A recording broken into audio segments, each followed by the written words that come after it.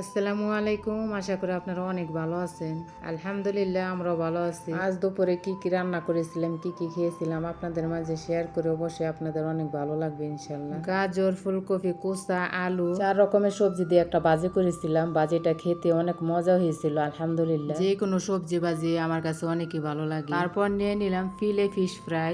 এই ফিশ ফ্রাইটা কত যে মজা আপনারা না খেলে বুঝবেন না। এই ফিশ ফ্রাইটা টমেটোর সস দিয়ে খেলেও অনেক ভালো লাগে। এখন নিয়ে নিলাম আলু দিয়ে রান্না করা ডিমের তরকারি। আলু দিয়ে ডিম রান্না করে খেলেও আমার কাছে অনেক ভালো লাগে।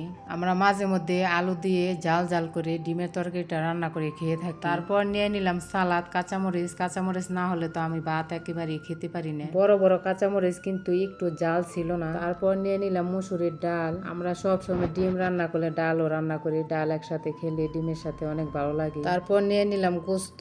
শুধু শুধু ডাল ভালো লাগে না, ডালের সাথে গোস্তের ঝোল দিয়ে খেলে আরো বেশি ভালো লাগে। ডালটা দেখতে যেমন সুন্দর হয়েছিল, খেতে অসাধারণ মজা হয়েছিল। তারপর লাস্টে নিয়ে নিলাম কোরাল মাছ ভাজা। কোরাল মাছটা অনেক ক্রিস্পি হয়েছিল।